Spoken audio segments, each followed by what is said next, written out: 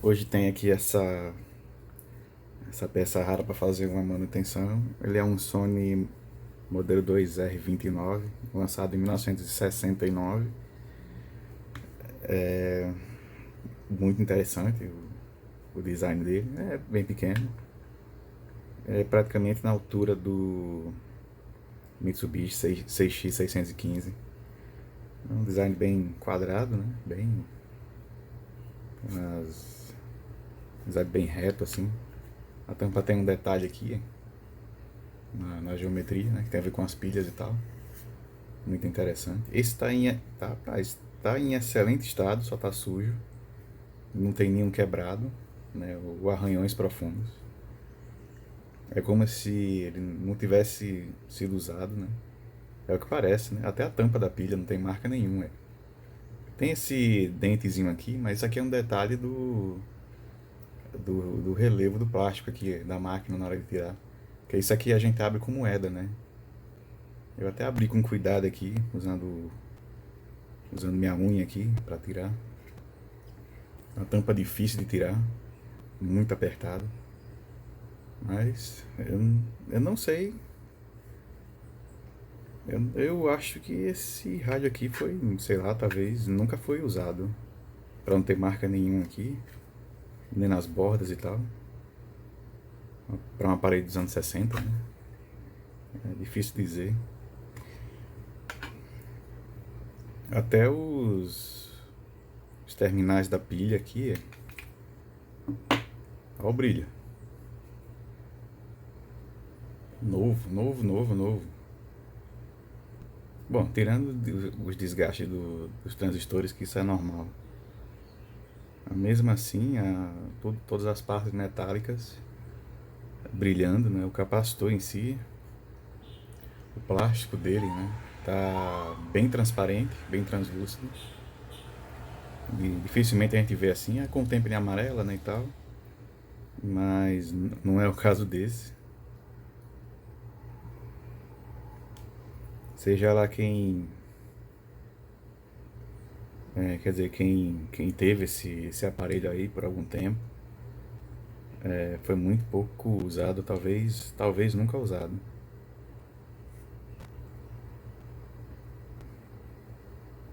Tem uns detalhes interessantes aqui no transformador. Esse aqui é o driver, parece ser o driver. Aqui no driver tem uns terminais aqui em cima, né? É como se fosse quer dizer, como se esse fio aqui, né, do terminal ele fosse todo para baixo, fosse um pedaço maior. Aí em vez de só de colocar o terminal desse lado, né, no circuito, onde fica enrolado, né, o fim dos enrolamentos do transformadores, quem montou o transformador optou por passar direto, né, um terminal maior. Interessante. Mas tem marca de ferrugem. Dá pra ver ali né, na parte metálica dele. Tem umas marcas aqui que pode ser mofo ou coisa parecida, mas parece oxidação também no alto-falante. Que a gente tem, dá pra ver até o diodo ali, um S426. Isso aqui já é no padrão um pouco mais moderno, né, em relação ao EIAJ, que era o sistema que identificava os componentes eletrônicos da época no Japão, nos anos 60. Que depois virou o Geida, depois o Geita, né? Hoje é o Geita. Que ainda mantém os padrões antigos da época. Transistores começando com 2SA, 2SB, 2SC, 2SD, 2SK, 2SJ, né? Quer dizer, K e J é pra FET, né? E tem os tiristores, que é 2M, alguma coisa. Tá valendo a respeito essa documentação aí online. Embora que eu não achei nenhuma documentação que oficialize o padrão EIAJ, né? Que foi um dos primeiros padrões que o Japão usou. Surgiu lá no 1948, né? Já depois do fim da Segunda Guerra, para padronizar todos os componentes assim da indústria do Japão. Mas assim, em termos de transistores, como é o caso daquele Toshiba que eu mostrei antes, que ele começa com 2S12, né, o nome. Ali foi antes dele ser registrado pela EIJ. E como ele é um PNP, né, pela EIJ, né, ele seria um 2SA, porque ele tem alto ganho. Quando tem um ganho menor, é 2SB. Por isso que você vê nos estágios de AS 2SB75, 2SB77, e por aí vai, né? Aí eu comprei alguns no Mercado Livre, que era 2SA350, né? Eles são alto ganho, mas são PNPs. 2SA e 2SB são PNPs. Aí a partir do 2SC e 2SD aqui são NPN. Né? Um de alto ganho e um de baixo ganho. Até o Caso Mergulhão postou um videozinho sugerindo que fosse um 2SC. Só que na época, né, daquele rádio, que era 1958, né, o Gentom, ele é todo PNP, né? Então ali seria um 2SA, né? Mas como não fez parte da padronização EIAJ, aí o documento, né, oficial da Toshiba, datasheet, eu nem mesmo encontrei. E muita gente perguntou aí na internet, nos fóruns. Tem até aí, nos fóruns aí de coisa de 20 anos atrás, mas sem nenhuma resposta. Pode ser uma tentativa de padronizar, né, pelo EIAJ, mas a Toshiba talvez não tenha optado por. Quer dizer, não havia essa a letra, né, que designa que ele é o ganho dele, né, se é alto ou baixo. Isso é PNP, né, ou NPN. Mas aquele transistor é PNP, então ele seria um 2SA ou 2SB. Mas como está no estágio de radiofrequência, né, no front-end, é um 2SA. Seria um 2SA, né? Até agora não achei nenhum documento que oficialize o padrão EIAJ, mas achei um do Geita hoje, né, que mantém o padrão japonês de nomenclatura dos semicondutores e afins e tal, até a indústria química também está no meio, indústria pesada, metalúrgica, né, é um padrão bem que abrange muita coisa no Japão. Mas para semicondutores eles escolheram o padrão JISC, né, 7102. Lá está designado como é que funciona a nomenclatura desses transistores. Se a gente tiver, por exemplo, esse diodo aqui, né, que é um S426, né? Um significa que o componente tem duas pernas, né? Tem dois terminais. Quando é transistores, né, que tem três terminais, ele começa com 2, número 2. O S significa semicondutor. E o 426 é o número de série na hora de registrar no órgão. Um N34, por exemplo, também é. Só que o N eu esqueci qual é a especificação. Isso é um pouco mais antigo. Mas a nomenclatura é essa. Por exemplo, 2SA12. O 2 significa que é um componente de três terminais. O S é um semicondutor, né, transistor e por aí vai. E o 12 seria o número de série dele. Né? E pela EIAJ, o primeiro componente registrado ele começa com 11. Então, ele podia ser um 2SA11, 2SB11. Só título de curiosidade, né? Mas aí tem o 2SA12, né? Ele aparece nos rádios, acho que é o Mitsubishi CX515, que é de 1959. Então, tipo assim, era um negócio muito. Foi muito em cima da hora, eu acho, pro Japão. Também aquela corrida, né? Pra ver quem lançava a tecnologia primeiro, né? Está nos Estados Unidos e Japão. E Europa também. Aí vem o primeiro rádio, né? Foi fabricado nos Estados Unidos pela Texas, junto com a empresa chamada IDEA, né? Aí eles nomearam o aparelho como Regency TR1, né? TR1 é transistorizado, rádio transistorizado e tal. Aí o Japão só foi lançar em 1955, né? Que é o modelo TR-52, a Sony foi a primeira a lançar um rádio transistorizado portátil no mercado. Mas só chegaria nos Estados Unidos lá em 1957. É bem esquisito.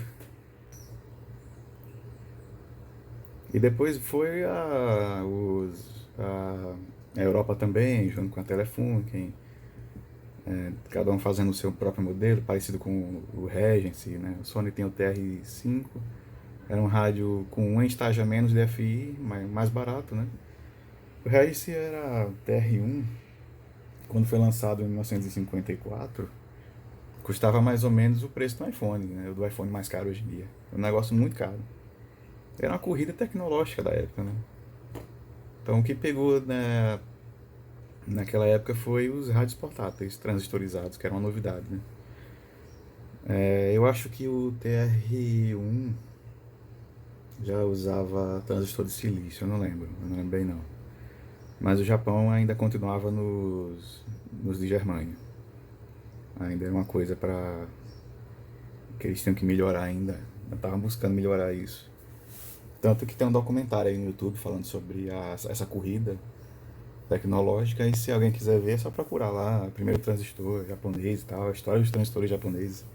Que vai aparecer o engenheiro que fez o primeiro transistor, ele vai explicar como fez, né, de onde veio essa ideia, porque ele teve que passar aqui nos Estados Unidos, né, para poder... ele acabou pagando pelo direito, né, de... Como é que se diz assim? Para usar o padrão norte-americano. É porque eu esqueci o nome, a patente, né? Para poder fabricar o transistor lá no Japão. Mas eles só conseguiram um ano depois a fazer. Aí lançaram o TR-52, né? Que a Sony lançou. Esse aqui já é de 69, né? Já tem um tempo já. Aí veio a Sanhitsu, né? Que eu mostrei, em 1958, né? 3 anos depois e tal. Por isso que os transistores têm aquela capa preta, né? Toshiba e tal, pintado de preto. A nomenclatura não se encaixa nos padrões de hoje em dia. Porque ainda não, né, aquela série de que a Toshiba fez não, meio que, sei lá, não foi registrada na IAJ. Mas como não há eu não encontrei nenhum documento oficial a respeito desses padrões, né, lá dos anos, lá desde 1948 até 1960, não tem como confirmar. Mas o transistor lá, ele é um PNP, então ele seria um 2SA ou 2SB. Mas aí, voltando para esse Sony, ele tem algumas coisas bem assim, que diz que não foi mexido nada, nunca. Jamais, nunca foi mexido. Por exemplo, aqui nos parafusos, ele ainda tem a marca de cola ali. Como se fosse um selo, né, de garantia. Nunca foi mexido, dá pra ver que o parafuso nem sequer tem marca de gasto. Tem um outro aqui, perto do volume. Também não foi aberto ali. Agora tem um jeito de montar aqui, tem essa fita aqui, mas isso aqui eu já vi em fotos pela internet, é assim mesmo. Ele está montado desse jeito. Na afiação dá pra ver uma tinta verde, né? Então ali é uma marca de ok, né? Eles pintavam com a cor. Um papelãozinho para proteger ou para manter a altura da pilha também. Só que a pilha encosta aqui. Porque o negócio é tão compacto que mal tem espaço aqui para as coisas. Uma das coisas que eu comecei a me preocupar aqui foi esse tipo de resistor aqui. Isso aqui é muito comum eles darem problema. Que eles não são bem o padrão alembrado aqui dos Estados Unidos, que era reto assim, né? Tubular, mas com o finzinho reto, né? Bem rente. E eles, sei lá, a umidade costuma estragar esses resistores, que eles são de carbono. Hoje em dia a gente tem mais opções de filme metálico, mas aí filme metálico ele tem um pouco de indução, né? Aí eu não sei se daria muito bem nessas regiões aqui do front-end.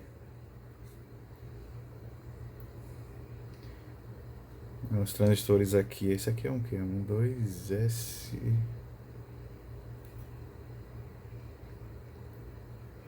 2SA202. Quase não dá pra ver, cadê?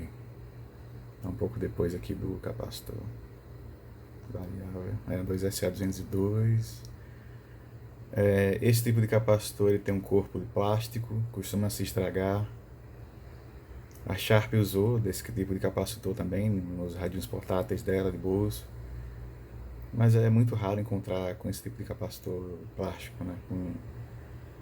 Aqui é um transistor, esse verde aqui, que ele está coberto com a capa plástica, mas é do estágio de áudio, driver. Não dá para ver a nomenclatura ainda. Aí tem esse eletrolítico aqui, é de 30, é? 30, né? Pronto, beleza.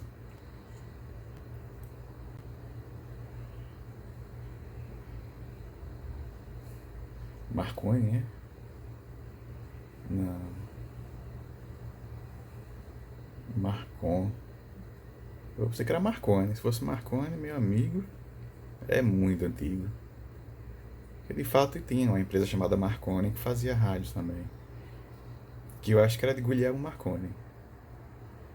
Que não é o cara que inventou um rádio, mas ele é o cara que fez a primeira transmissão transatlântica, né? É... Agora esse capacitor aqui, ele tá com a marca de rachado. Temperatura aqui pegou. Ou algo assim. Talvez ele não esteja bom. Como ele está perto do driver, ele tá. Tudo que é do áudio tá com essa capa verde aqui. Então ele deve ser o do emissor do driver. No esquema aparece como tem um capacitor lá no emissor. Agora eu não sei qual é o que acopla o áudio. Acho que é esse aqui, esse pequeno. Cadê o potenciômetro? Tá nessa região. É ele. É o transformador de saída. Tá um pouco em cima, mas tá na região aqui com o pá de saída. Aí o fone de ouvido, brilhando inclusive. A marquinha verde aqui, tá vendo? Isso aqui é tudo marca de que depois da montagem foi checado, né? As FIs também estão marcadas, né? Como passou, né, no teste. Passou e tal. Aí o cara raspou aqui a tinta, tá? No capacitor variável. Último ajuste de fábrica, aí dá pra ver que a tinta tá rente ainda, né? Apesar do pincel ter sido torto aqui, mas não foi mexido.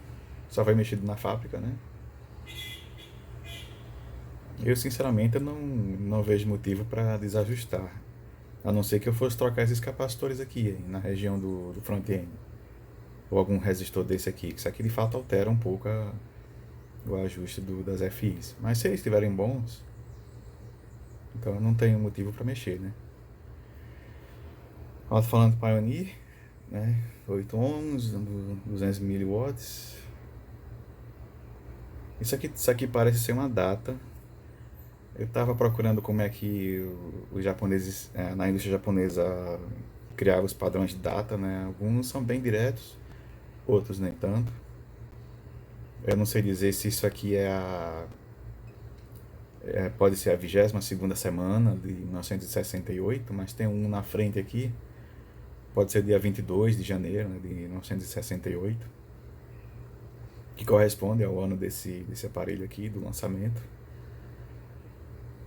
Quer dizer, ele foi lançado um ano depois, em 69, né? Isso de acordo com os sites que eu vi por aí na internet, que é especialista nessas coisas. Os caras eles reúnem tudo que é propaganda da época, de folhetos, tudo que era publicado nessas décadas aí, eles têm. Toda essa propaganda, né? Tudo feito à mão, desenhado. As lojas que hoje não existem mais, né? Tem tudo lá. É daí que eles tiram, eles comprovam que o aparelho é daquela idade.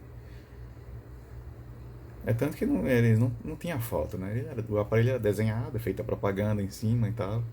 Daquele jeitinho anos 50, 60, né? E aí eu ia. Pá de saída, um 2SB aí, tá vendo? Quando é áudio, ele baixo ganha, começa com 2SB. 187. Então a gente vai fazer o seguinte nesse aparelho aqui. Como esse capacitor tá assim desse jeito, eu vou começar trocando eles. Mas antes, deixa eu ver se ele. Deixa eu ver se ele liga, né? Colocar a pilha de volta aqui. Até a pilha para colocar é apertada aqui. Não liga.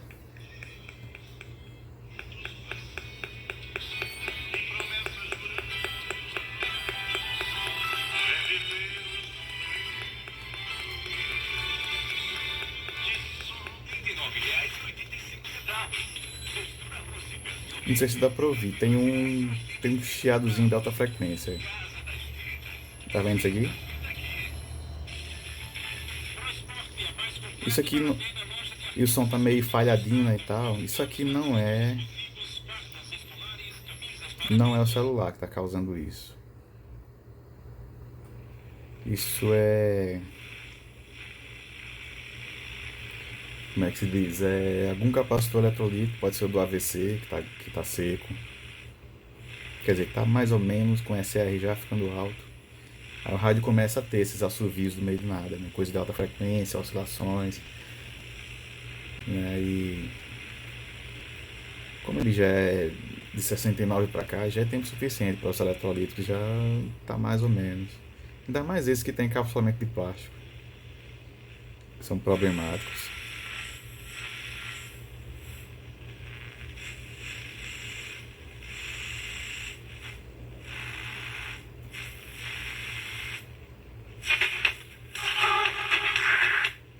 Bem alto. E olha que essa pilha aqui tá, sei lá, tá 40% de carga. Então é isso. Vamos fazer uma geral nele. Só eu acho que o problema aqui, como ele tá funcionando bem até, a questão em si é só esses eletrolíticos aqui que infelizmente não duram esse tempo todo. Eu vou tirar eles, eu vou fazer um teste, né? Vou testar cada um deles aqui e à medida que for ficando ruim, eles vão sendo substituídos. Mas provavelmente, como esse rádio vai ser usado assim, né, de tempos em tempos, né, não troca todos eles. Só são 4, não custa nada não. Faz isso uma vez, você tem lá para 10, 20 anos aí, sem se preocupar. Antena de ferrite bem simples, usa fio Litz, né? Coisa, sei lá, coisa high-end, né? Sei lá, boa demais. A única coisa ruim mesmo desse aparelho é os capacitores, que não duram muito tempo. Mas até que esse tá bom, né? Que tá funcionando. Também num estado de conservação que nunca vi um negócio desse. Até o padrão, se você olhar o padrão assim, ele é, sei lá, esquisito. Ele tem uma cara de moderno, né? Já traz esse logotipo da Sony, já é mais moderno. A Sony não era bem assim, não. Quando ela foi fundada, o logotipo era meio que descendo, assim, os caracteres eram um pouco mais. Uma letra mais redonda e tal, mas não era bem assim, não. All transistor, a serigrafia tá ótima. Só tem esses arranhões aqui em cima, mas parece ser coisa de umidade. E quando ficar branco,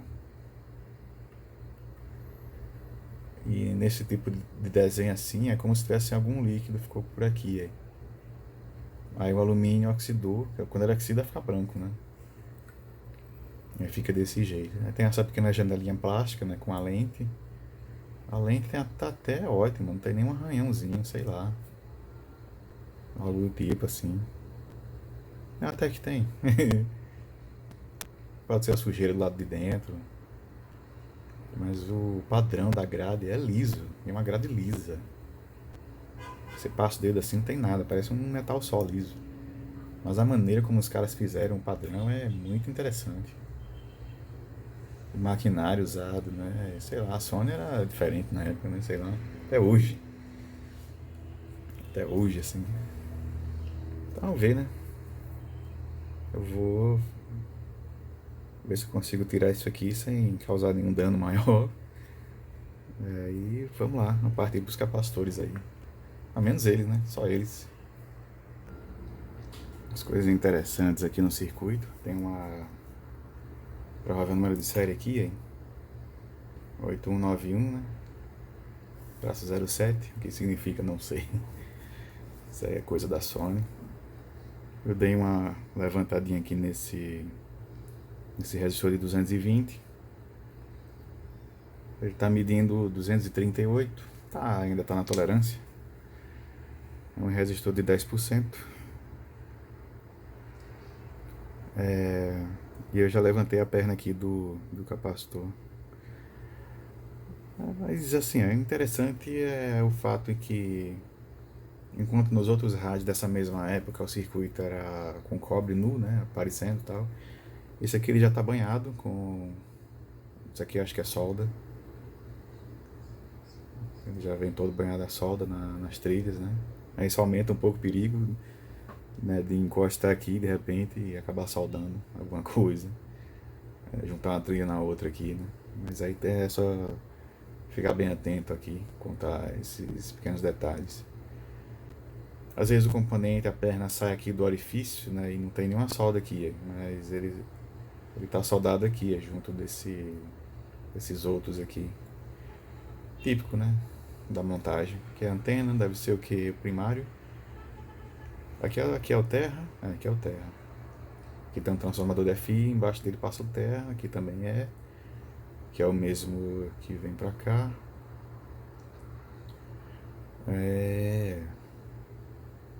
Só que eu acho que aqui é um transistor, deve ser do oscilador local, essa parte aqui. Um está no terra, o outro fio deve estar no capacitor variável. Deve ser desses dois componentes, talvez, aqui.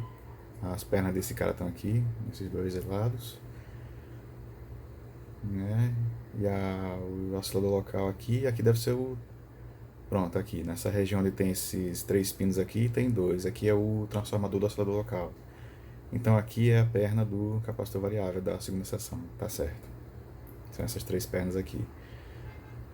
Então aqui deve ser do secundário, já é do transistor, ligado na base. Aqui deve ser do primário, que está ligado no terra, né? E o outro deve estar aqui, essa outra perninha, tá certo, é isso mesmo. É isso aí. Bacana. Aí tem um pouco da tinta verde aqui de novo, em cima dos parafusos, né? Para dizer que foi checado e tal. Aqui nos fios também. Um detalhezinho aqui para esse capacitor de 10 picofarads, né? O capacitor que evita a regeneração aqui.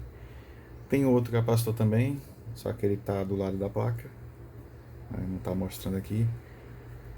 Esses 2 resistores ficam desse lado. Eu abri o esquema aqui, está disponível na internet. Não tem problema. Depois eu posto o link dele. E aqui acho que é um 5K6, né? 5K6. Se eu puder aqui tirar sem estragar muito, eu vou dar uma olhada nisso também. E é isso. Tem esse pino aqui que parece que não está soldado, mas está desse lado aqui. Tem nessa região. Essa linha toda aqui é do potenciômetro. É onde o áudio que vem demodulado já saindo do diodo, aí passa por um resistor de 1K, aí vem direto para a entrada do potenciômetro. Tá por aqui. Então, provavelmente o capacitor tem que ver isso aqui, onde é que está esse capacitor aqui do potenciômetro, deve estar nessa região. É meio complicado aqui, as coisas são muito pequenininhas, tem que olhar bem antes de sair metendo ferro de solda aqui, para evitar problema. Esse pino aqui não está soldado, mas é porque nesse transformador de FI, uma das extremidades não fica soldado não. Só o capacitor interno que fica. Aí tem a entrada pelo pino do meio, que é esse aqui. O pino do meio tá aterrado, né? Tá aterrado, interessante. Aqui parece que tá merecendo uma soldazinha também. Eu vou olhar isso daí mais com calma. Tem que fazer essa checagem toda, né? Pra poder evitar solda fria também. De repente, tanto mexer aqui, o circuito para de funcionar. Isso é perfeitamente normal para uma coisa tão antiga assim. Mas nada mal para um aparelho fabricado em 69. Não tem a máscara de solda ainda, mas já tem algumas coisas aqui bem automatizadas aqui pelo jeito. Mas o desenho em si, como ainda traz essas linhas redondas, né, meio um pouquinho mal feita. Então isso aqui tudo ainda era feito à mão. Eu tava vendo um documento aí que especificava na época como é que os caras faziam o circuito assim. Eles usavam tipo umas fitas adesivas, né, dessa largura aqui, bem fininha, e colocava em cima de um desenho, porque eu não lembro como é o esquema, não, como eles faziam. Mas eles iam colando a fita bem desse jeito assim, até fazer a curva, tudo na mão, bem devagarinho eles iam fazendo. Aí no fim das contas ele tinha uma espécie de negativo do circuito. Aí eles faziam a serigrafia, né? Quer dizer, pelo processo de silkscreen, a máscara para onde eles passavam a tinta, né? Antes da corrosão da placa. Essa era a técnica usada, até hoje é usada essa técnica, mais ou menos, ainda mais quando a pessoa está experimentando fazendo em casa. Usa silk screen para ser mais rápido. Mas nada impede de você fazer na mão também, desenhando com caneta e tal, essas coisas. Mas é mais complicado. Dá pra ver que não é tão preciso assim não. A maneira como eles cortaram esse retângulo aqui para colocar a numeração. Mas aqui já era silkscreen, né? Já era processo de produção em massa já, né? Interessante. Aí, a gente já começou bem, né? Capacitor da mostrando 87,74 microfarads, SR16, né? Mas ali a perda é de 11%, e esse é um capacitor de 30 microfarads, então é lógico que tá ruim. Né? Deve acontecer algo parecido com os outros também. Mas vamos lá, vamos continuar aí vendo. Um por um, devagarinho, a gente chega lá. É interessante aqui a marca dele. Não sei se eu vou conseguir focar aqui. Em vez de ser Marconi, é Marcon. Geralmente quando termina com con, é Niticon, coisa tipo assim. Esse con é de condensador. Né, em inglês, né? A nomenclatura inglesa e tal. A marcação aqui, ele indica o negativo em cima, que corresponde com o pino, né? E tem esse pequeno pontinho aqui, para dizer que é o negativo. Interessante. WV é Working Voltage, né? Voltagem de trabalho. É um termo bem antigo, o capacitor está rachado. Provavelmente essa coisa preta aqui pode ser o eletrólito que vazou. Vamos lá pro próximo. Saudar ele aqui, né? Aproveitar antes de ir pro próximo. Eu só tenho um receio aqui.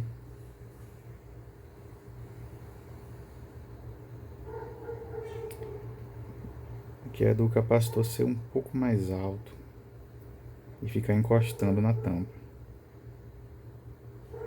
Tem que refazer essa região aqui que eu acabei sugando demais. Deixa eu dar uma olhada aqui pra ver como tá a altura. Porque se ficar demais, talvez não feche o aparelho.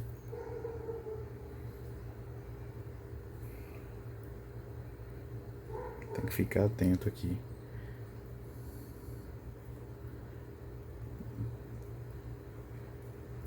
Só sei que tá quente aqui, viu?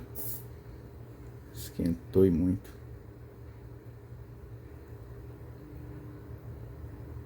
Acho que não vai mais que isso não. O resto aqui dá pra empurrar ele um pouco pra frente.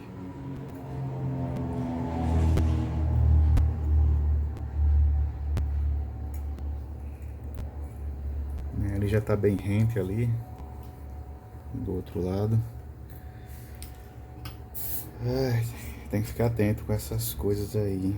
Isso aqui me lembra o CX515. Foi um lance bem... Aliás, o CX não. O Sharp. O primeiro Sharp que eu consertei no canal. Helicóptero passando aí. O primeiro Sharp, a tampa fechou na conta, porque o capacitor nos padrões de hoje ainda era um pouco mais alto que os dessa época aqui. Eu não lembro não qual foi, BP101, né? Ou era 102, não lembro. 101. BP101. Acho que é 101B. 101A tem dois resistores que é impresso no circuito, né? Uma trilhazinha de carbono. Esses é complicado de medir, acho que nem dá pra medir. Porque você tem que raspar, né? Tem que desconectar ele do circuito, aí altera pouco a resistência. E se estragar, né? Como é que você vai saber? Eu nem sei como é que mede. Como é que eu ia medir no circuito. Vamos lá. Vamos pro próximo agora. Antes de partir pro próximo capacitor, que tá bem nessa região aqui desse resistor aqui embaixo, bem embaixo dele, nessa trilha aqui, eu fiz uma medição aqui nesse resistor, né, nesse 5K6 aqui, ele tá dando 7.2. Ele tá como se fosse um 7K2. Não sei se vai dar pra enquadrar aqui tudo. Vai dar. Por exemplo, aqui Cadê? Aí. 7,25. Então esse 5K6 vai ter que sair daí. Que pena, hein? Que pena. O capacitor do potenciômetro, que era para ser de 3 microfarads, está dando 36. Tá ruim. 19 ohms ali, para 15% de perda, realmente sem condições. É outro. Pronto, agora aqui já é um pouco mais complicado, porque tem duas trilhas aqui. Quer dizer, tem 3 trilhas, uma passando nesse sentido, a do meio, onde a perna tá, do capacitor, né, e essa outra aqui. Tem que evitar fazer uma ponte aqui entre essas duas. Mas eu vou colocar primeiro no potenciômetro. Pronto. E agora aqui é onde tá perigoso. Inclusive eu andei tirando solda aqui. Vou recolocar. Pronto. Aqui já a trilha já tá no lugar. Agora cadê o multímetro aqui?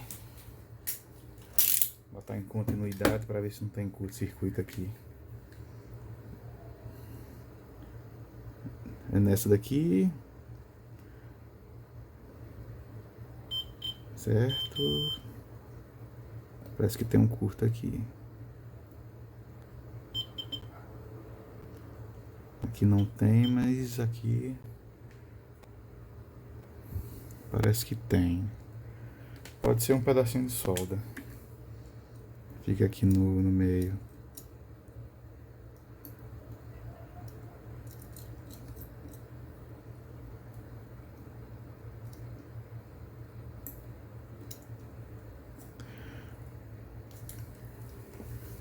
Deixa eu tentar aqui com a ponta.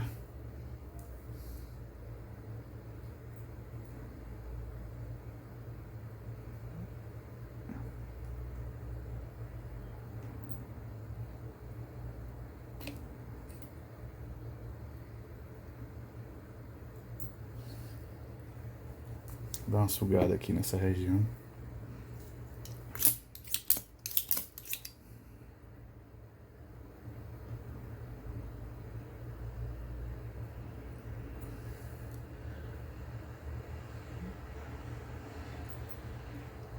O problema aqui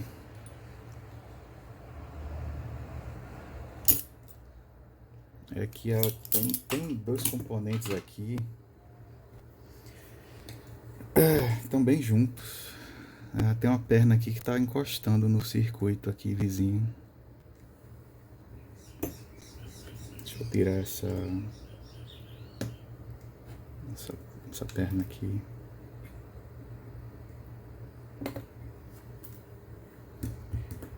Aí ele tá encostando ali. Quando eu fui separar o capacitor, ele moveu a perna. Deve ser de um transistor aqui que tá nessa regiãozinha.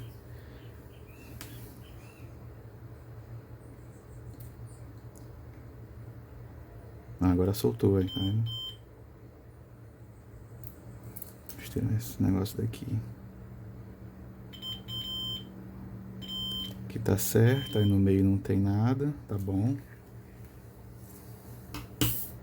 Só que eu tenho que fazer a solda aqui, hein? Porque eu acabei soltando demais aqui. Pronto, tá bom demais. Vou checar de novo. Dá pra ver que é bem juntinho ali, bem no finalzinho aqui, tá bem junto aqui, ele tava encostando.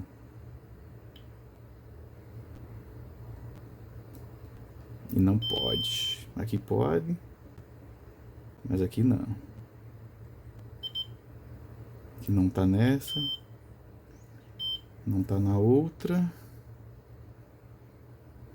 Tem continuidade aqui, então a trilha tá normal. Tem que ter muito cuidado aqui na hora de soldar nesse lugar. Nessas regiões aqui. Bom, tá bom. Tirei o curto. Tá vendo como é complicado? Quando não tem máscara de solda, aí acontece essas coisas.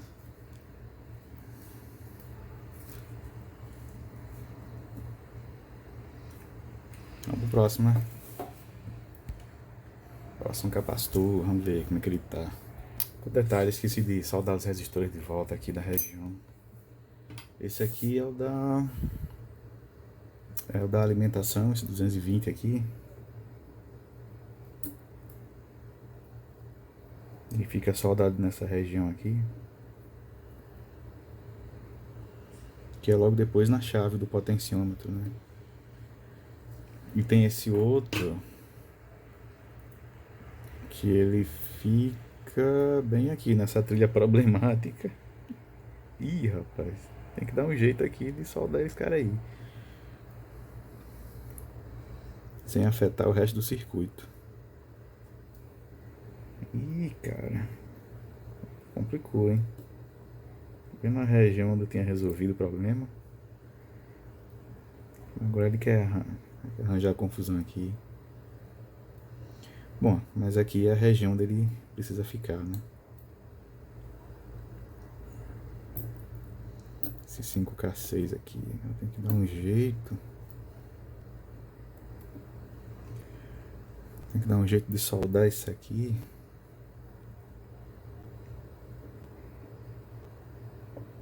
Só que sem fazer curto na trilha vizinha.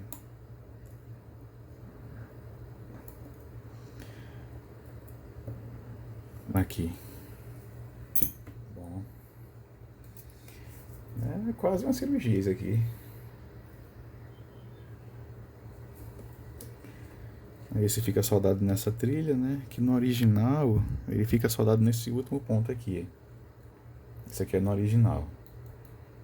Era pra estar daqui pra cá, mas o resistor é muito grande. Então quem montou colocou aqui nessa mesma trilha. Só que um pouco mais pra cá. Não tem problema nenhum. O importante é que faça contato aí. Agora o difícil é soldar isso aqui, sem causar problema.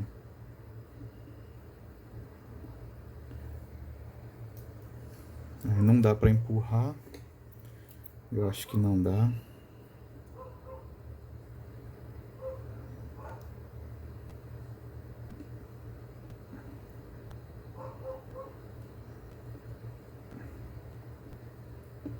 Até que dá. Fez contato aqui.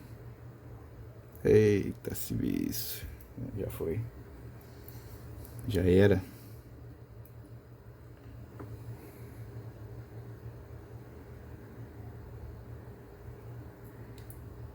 Desfez? Parece que sim.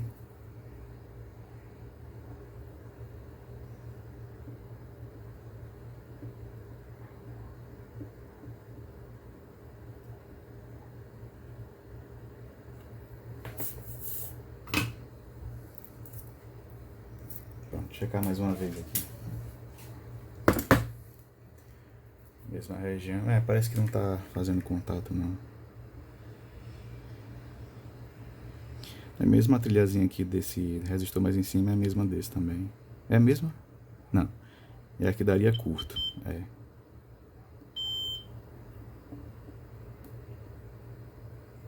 Tá ótimo. Agora deixa eu reforçar aqui nessa outra perna aqui.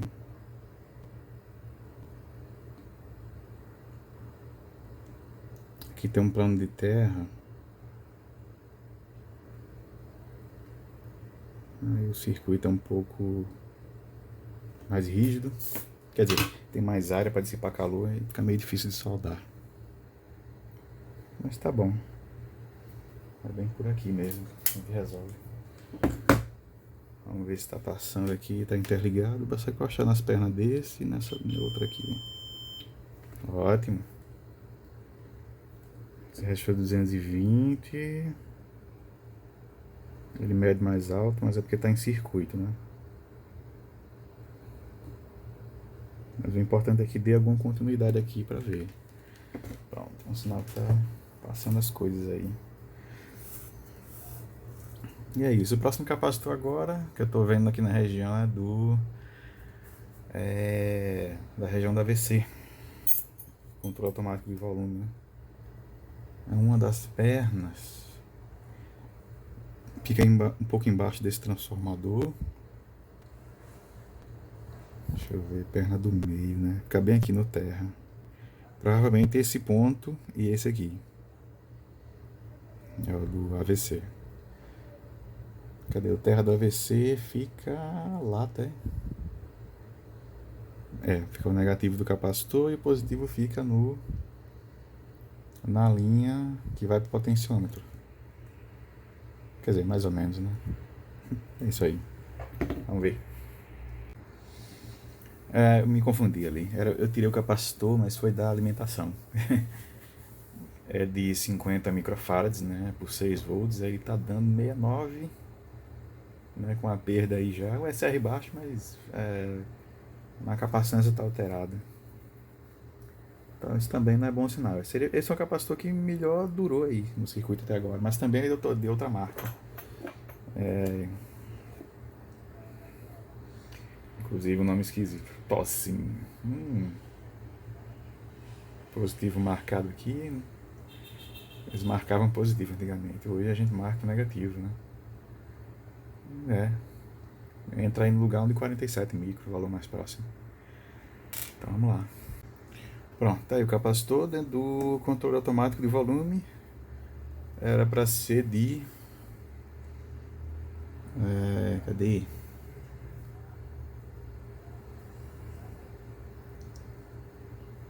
Trinta, é? Deixa eu olhar no esquema aqui. Capacitor automático de volume. 30 microfarads, certo. Tá medindo 880 nano. É o pior capacitor aí do circuito. Aí não sei, não faço nem ideia como é que o rádio funcionou. Viu? Esse rádio tem que ser muito bom, velho, pra passar por tudo isso aí. Cara, sei não, viu? O circuito, pelo jeito, é bem elaborado. Porque numa situação dessa aqui, bicho, num rádio mais, sei lá, de outro tipo, esse capacitor aqui é o suficiente para fazer o rádio parar de funcionar. Quer dizer, ele até sintonizava alguma coisa, mas era para ter muito assovio. Você praticamente não ouvia nenhuma emissora. Eu podia até ter a impressão de que estava sintonizando ela, né? Você ouve a portadora e tal, mas à medida que vai passando os sons só tem ruído modulado, né? Sendo modulado pela portadora. Cara, esses capacitores de plástico aqui, nenhum durou. É isso, né? Vou substituir. Pronto, aqui é só um teste. Ele já tá legal, funcionando bonito.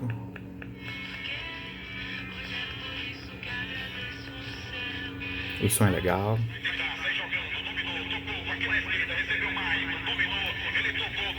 Clássico jogo de futebol. Tá bom. Agora não tem mais aquele ruidinho de alta frequência.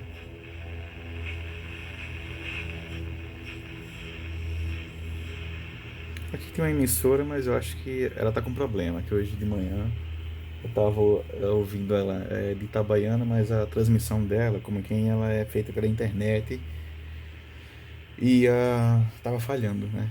Como se fosse falha de pacote e tal, no meio de uma transmissão, tipo stream, né? Essas coisas assim, stream de música e tal. Eu acho que ela foi desligada hoje, né? Já tem alguns dias que tá apresentando esse problema. Mas, né?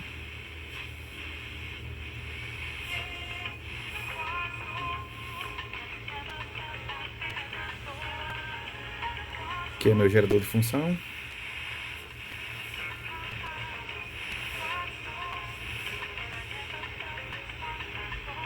Sintonizou muito bem.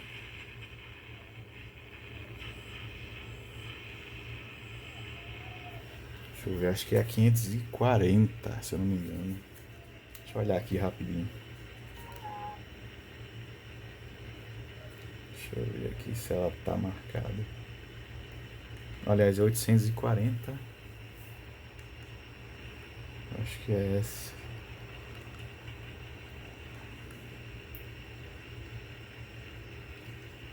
Nada?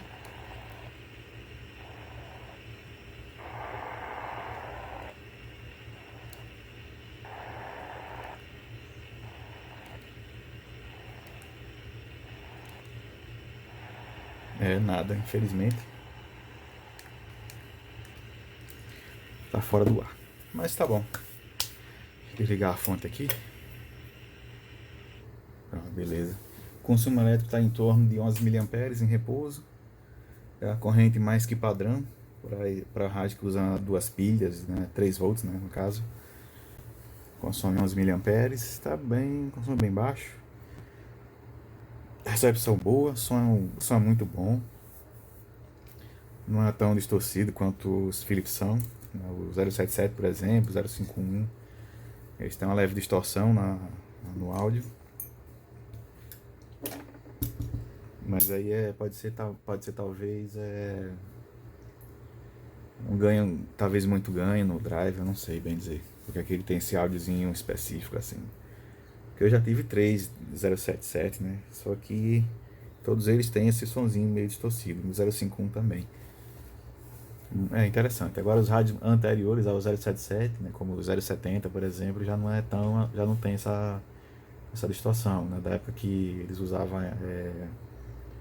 estágio com transistor de germânio, na saída, é isso mesmo. Bom, deve ser diferença de polarização, não sei. Agora eu vou checar os resistores para ver se tem algum ruim. A gente já achei um, né? Que era para ser 5K6, tava dando 7K2. Eu vou procurar algum para ver se acho mais um ruim aí para trocar.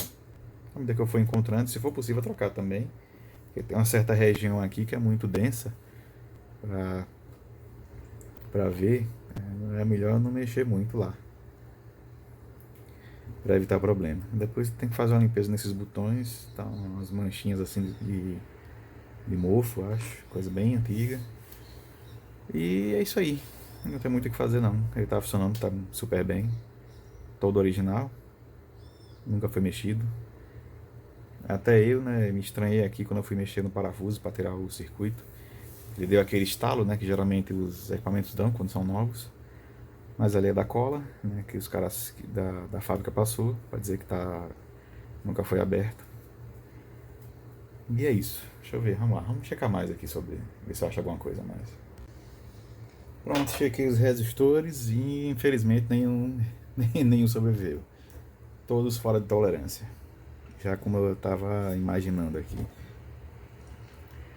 Aí eu aproveitei, troquei todos, né? Esse 220 tava medindo 250, né? Tinha um que tava medindo 300.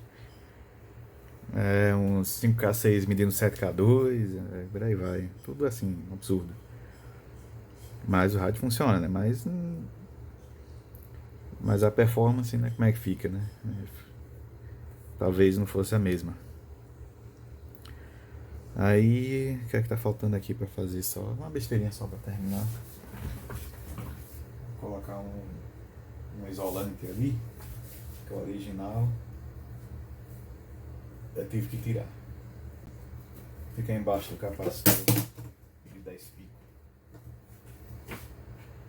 Isso se eu achar minha fita isolante, que eu não sei onde tá.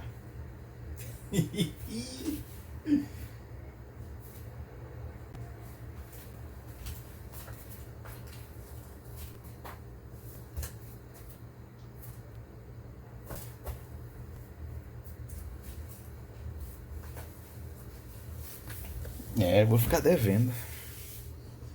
Não achei não.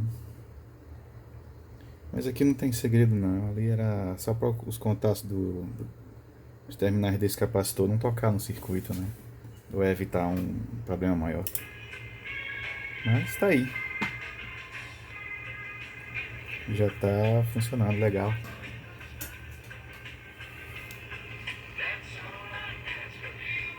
Ui! Aqui é meu gerador de função. A emissora distante entrando já.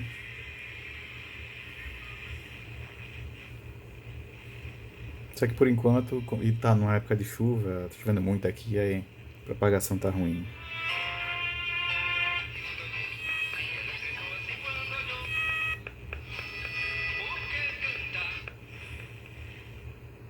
Não vai ter muita coisa ainda não.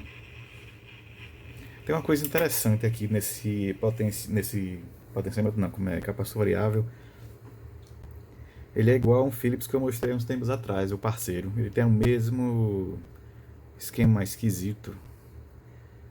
Se você sintonizar uma emissora, por exemplo, né, e deixar assim, lá por volta de 10 minutos depois, 20 minutos, o knob fica muito duro.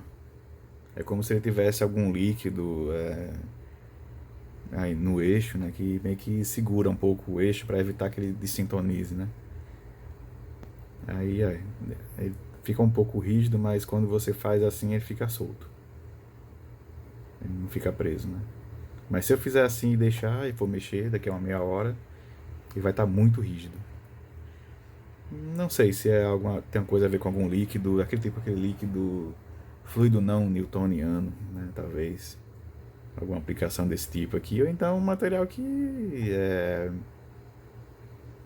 talvez, sei lá, meio oleoso que tem essa propriedade aí. Mas é interessante, muito interessante. Deixa eu desconectar isso aqui. O bom é que deu pra mexer sem ter que desmontar muito aqui. Sem ter que tirar a fiação do alto-falante ou da energia em si. Mas eu tive que trocar todos os resistores, não teve jeito. Alguns eu coloquei de alta precisão, que eram os que eu tinha no momento.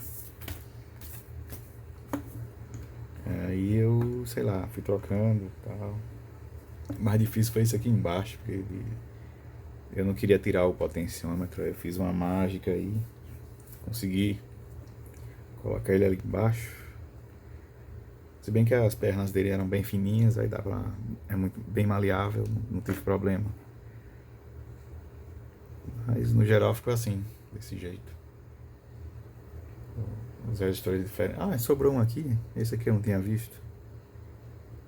Ah tá, esse é o único que eu não tenho, é um 470 ohms. Mas esse resistor não é crítico não, nessa região aí. Eu vou deixar. E assim que eu conseguir um outro um pacote de resistores aí, vou ter que comprar, né? Aí eu troco esse. Foi o único que restou. Mas por aqui tá tudo certo aqui. Os capacitores bons, esses de disco quadrado aqui, muito antigos, viu? Muito antigos. Eu achei no CX515 esse daqui. Desse tipo assim. O resto é de disco comum já, mais moderninho, de cerâmica. Tal como é hoje. Tem um de 10 pico e tem um que é menor, de 15. Ah, de 15 tá aqui desse lado. O de 10 tá desse lado aqui. Aí eu tive que tirar o isolante aqui embaixo, mas infelizmente como ele tá tão ressecado e velho, não dá pra colocar. A cola virou um cimento, na verdade, esse adesivo embaixo. Aí foi o que sobrou aqui pra fazer agora. Agora é montar, vou limpar o resto aqui dentro, a poeirinha que sobrou. E só, vou limpar os knobs também. Acho que de volume precisa, acho que não. Esse aqui precisa, então as manchas aí. Não muito, né? Não, de volume tá bom. Não precisa não. De limpeza não. E aí eu vou montar agora e fazer um teste final daqui a pouco. Quando eu esperar uma oportunidade da propagação melhorar um pouco, eu vou ficar vigiando. Porque senão eu vou fazer um teste, vai ficar uma coisa meio sem graça. Não vai pegar muita estação. Também para um horário como agora. Nesse momento são que. É que eu tô gravando aqui, não mostra o horário. Tá, são quase 8 horas.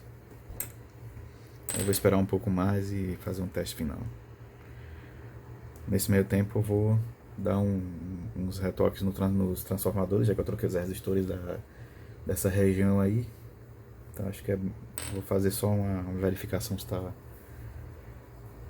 na frequência certa e no ganho bom, no melhor ganho possível de cada estágio. E fechar. Vamos lá. Vou fazer um teste aqui para ver como é que ele tá.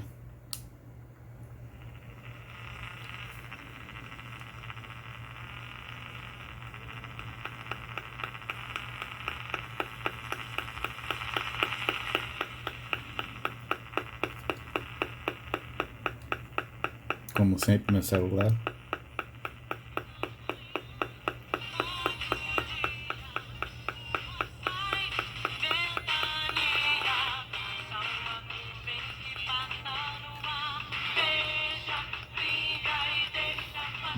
Nada mal. Isso vai na Rádio Cultura e nossos queridos ouvintes estão nas ondas da Rádio Cultura de Sergipe. Aqui já é distante.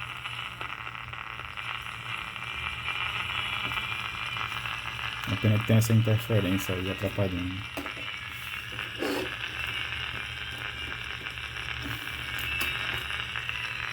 Não dá pra fazer muita coisa.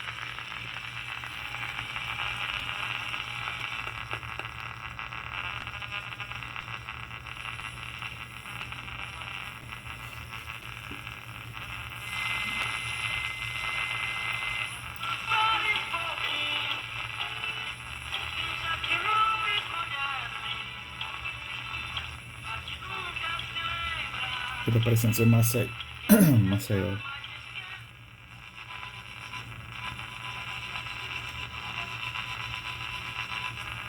Sei o que é ser querido, mas também ser desprezado.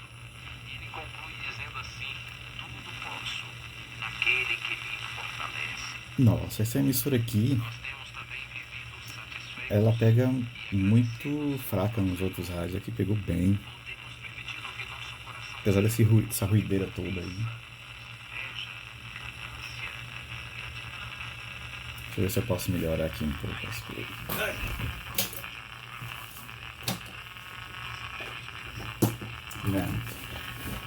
Não tem jeito, né?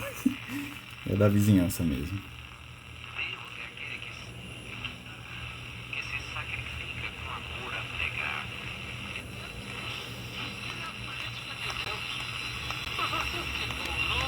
Nossa, tá pegando até bem. A religião, começar por ela, paciência. Ah, nego, padre, mas eu contando que ele pode o cavalo. Nossa.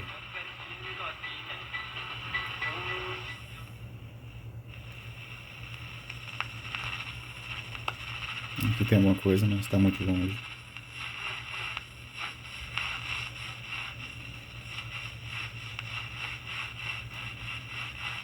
Dependendo do estado, né, a propagação fica difícil. Não tem rádio bom que pegue também.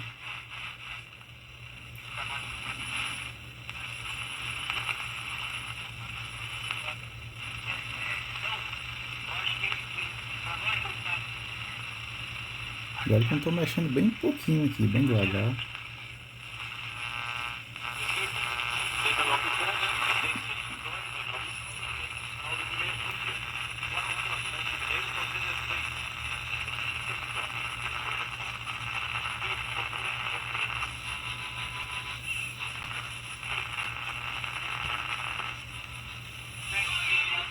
Não fosse a lâmpada pela lâmpada mais todo mundo dá. Aqui tem duas emissoras misturando. Naquela época, Que coisa muito longe. era uma situação mal.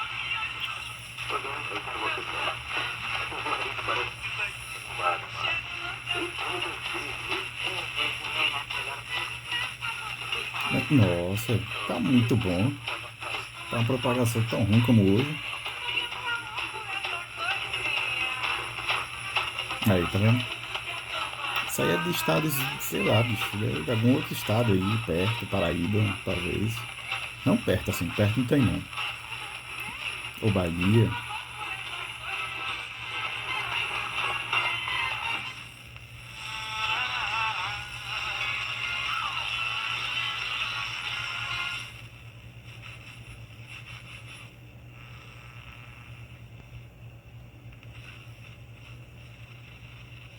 Tem alguma coisa aqui, mas tá muito longe. Oh, vixe.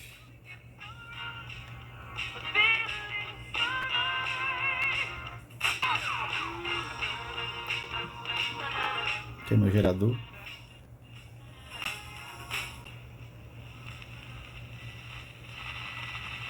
Tem outra aqui, mas tá longe.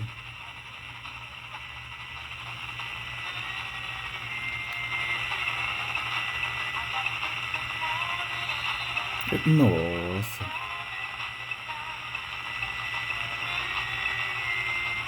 Acho que é Marvin Gaye aqui, Sexual Healing.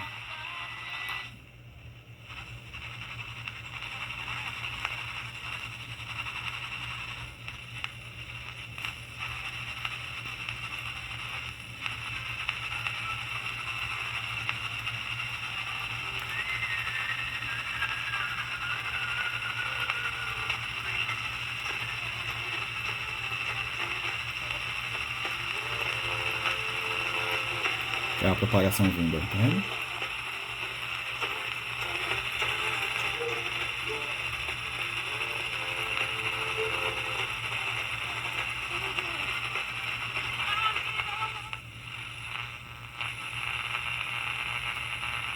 Tem alguma coisa aqui, mas tem ruído. E acabou. Agora deixa eu voltar mais aqui um pouco. Oi. Dona Marli, Pronto, essa aqui é o local. Eu queria ver se eu pegasse alguma daqui, dessa regiãozinha.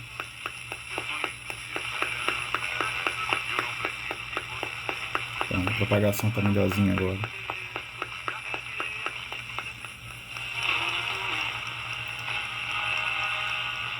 Aqui tava mais difícil de pegar, né? Agora tá mais fácil. Com propagação, né?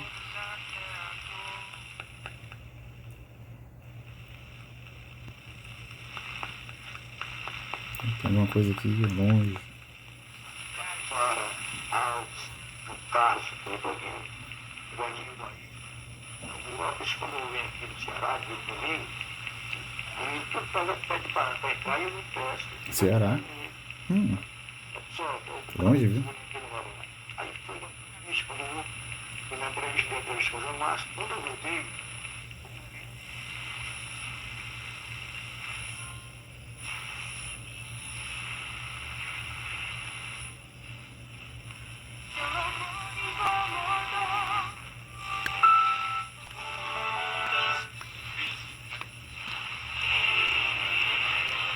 eu disse, viva Jesus!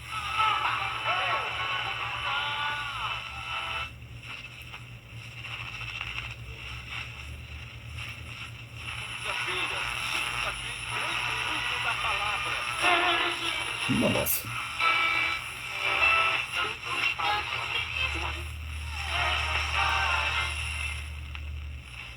Um monte. Só naquele trechinho.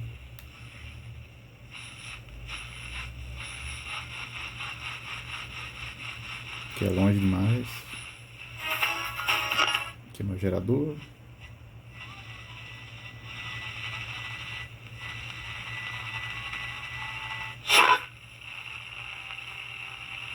Essa aqui é um pouco antes de 1400, não dá pra perceber qual é.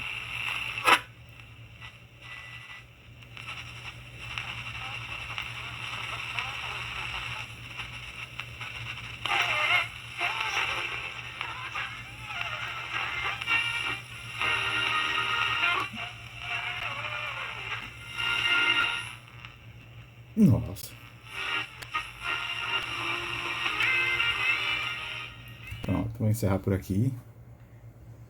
O teste tá massa, tá bom. Rapaz, muito bom, viu? Muito bom. Tá parecido assim o desempenho com o Sanritsu. Muito bom mesmo. Não tem marca de arranhão quase nenhuma. Como se tivesse saído da caixa. Não tem nada. A não ser essas marquinhas em cima aqui. No geral, esse aqui é dedo aí. É meu. Isso aqui tava ok, numa cápsula do tempo. Interessante, viu? Pronto, né? E aqui aí tem os componentes que eu tirei, os capacitores.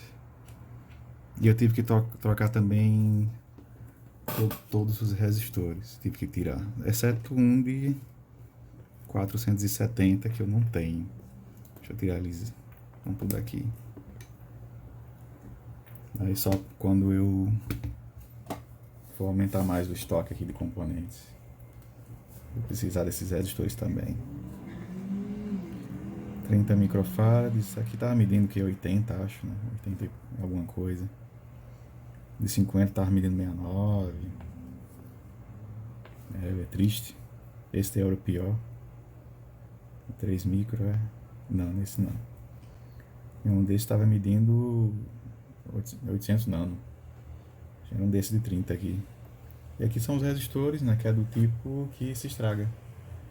Eles têm um corpo, como que é? Um material parecendo papelão. Talvez seja baquelita, não sei, no corpo. Só que aqui a umidade detona eles, né? Aí tava. Uns desses aqui estavam muito ruins, estavam muito fora da tolerância. 5K6, 7.2, sei lá, bicho. Só teve um de. Cadê? Um de 220 que tava medindo 250. Foi o melhorzinho. O melhorzinho desses resistores aí. Mas o resto não se salvou nenhum. Mas vendo, né? Às vezes acontece disso aí. Então ele foi meio que refeito, né? O rádio. Aí teve que reajustar de novo as FIs. Tava fora. E uma coisa que eu tava pesquisando também sobre esses padrões como eu não encontrei nenhuma documentação oficial sobre o padrão EIAJ, né? Se alguém tiver, eu puder publicar um link aí. Eu sei que na internet tem vários lugares, vários sites que tem a especificação, mas eu queria ver o documento oficial mesmo, o impresso, né? Da época, se possível. Porque é interessante ver esses fatos históricos assim mais, né, da maneira tal como era visualizado na época. Mas aí o padrão meio que mudou para como é o Jeddah, né? Era o Jeddah? Não, Jeddah não. Esqueci o nome. Me fugiu o nome. Mas aí ele mudou pra. Hoje é o. Geida, que digo. Com J, Geida. Depois veio Geita. Geida foi até os anos 90. Tanto que está publicado as especificações, né, das nomenclaturas de transistores japoneses, na padronização, no livro da RRL, a edição 68, lançada em 1991. Lá está especificado o padrão Geida. E lá fala como é, o porquê que é 2SA, 2SB, 2SC e por aí vai. Como eu já tinha explicado, né? 2 é caso o dispositivo tenha 3 pernas, 1 caso tenha 2 pernas só, no caso de diodos, né? Por aí vai. Um N34, por exemplo, né? 1 significa que só tem dois terminais. Só que o N, ele no lugar de ser sem condutor, né? Que no Japão, o Japão usava a letra S, eles usam o N para diodo. Um N60, um N34, né? Mas no caso desse Sony aqui, o diodo dele é um S149, né? É um 49, eu não lembro, eu tô sem o esquema. Deixa eu ver aqui de novo. Deixa eu pegar aqui o esquema.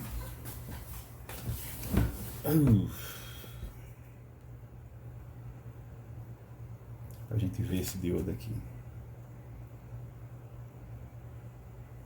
Um S426. Foi mal. O esquema está disponível na internet. Eu vou deixar um link para quem precisar. Mas não tem segredo. Está disponível na internet. Aí o diodo é esse aqui. É um S426. S de semicondutor, né, um de 2 componentes. E 426 é o número de série correspondente a posição em que, como é que se diz assim, a ordem em que foi registrado no órgão lá, né, no EIAJ. 2SA198 já é um pouco mais moderno, esses transistores, né?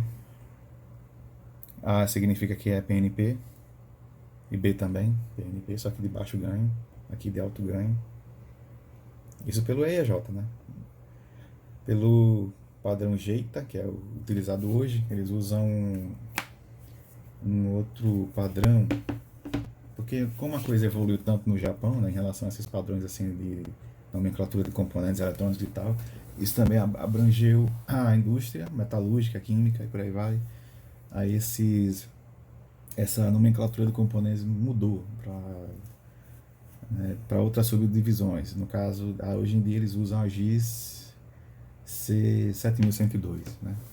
Mas lá está especificado como era antigamente, de acordo com a EAJ. Lá 2SA, 2SB, 2SC para transtornos NPN, 2SD também, de baixo ganho, né? NPN, baixo ganho.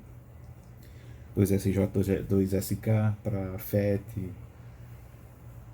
e 2S. E quando tem a letra M, agora é tiristores, né? Foi a última coisa que eu vi no documento. Mas hoje tem mais coisas. Essa publicação foi de 2006, acho, 2007. Mas aí, interessante, uma boa. Foi um bom. Foi interessante mexer nesses rádios aí, que me despertou esse lance de descobrir porque a nomenclatura era essa. A gente usa, normalmente a gente vê transistores BC, né? BD. Aí padrão japonês começa com 2S, 1S. E antes do S, antes de ter esses órgãos de padronização no Japão, creio que é porque eu não acho em lugar nenhum isso. Achei até um blog de um rapaz aí que ele ganhou muitos componentes de um cara que trabalhou na Sony nos anos 60 até os anos 70, né? Aí ele passou alguns diodos e transistores que eu nunca tinha visto na vida. E eles começam com a nomenclatura, tem o nome T, né? Tem a letra T. É um T23, é um diodo, antigo lá, esquisito, de germânio. Um S, quer dizer, 2S, aliás, 2T30, que aliás foi a especificação também do primeiro rádio da Sony, o TR52, né, lançado em 55. Os transistores deles têm essa nomenclatura, é esquisita. Mas é muito raro ver, eu só vi fotos e olha lá, desses transistores. Alguns eram feitos pela National, que é Matsushita, né? Mas distribuído para Philips, né? Enviados para eles lá, eles começando com AC, né? Nomenclatura Philips, inclusive invólucro de vidro, muito interessante. Muita coisa na época estava sendo experimentada, né? Aí hoje a gente chegou a um padrão melhorzinho, né? Que usa encapsulamento plástico, né? Para muita coisa, não só para transistor, mas também como circuito integrado, por aí vai. A gente passou por cerâmica também, no caso dos processadores antigos, aí dos anos 80. Eles têm um invólucro de cerâmica. Hoje é praticamente o wafer de silício, né? Só que com a proteção metálica em cima. Mas aí já é outra história. Então tá aí, né? Um pouco da história aí. Não foi, sei lá, uma oportunidade única de ter um aparelho desse, assim, dessa época. E nesse estado, né? Feito em 1969, tem mais de 50 anos. Né? Pouco arranhão, parece que foi tirado da caixa ontem. E ele tem também a bolsa de couro dele aqui. Hein? Eu até esqueci de mal, ia passar reto aqui. E é couro mesmo. Não é papelão não. Quer dizer, será que é mesmo? Não. Essa parte aqui embaixo é um corino, eu acho. É sintético.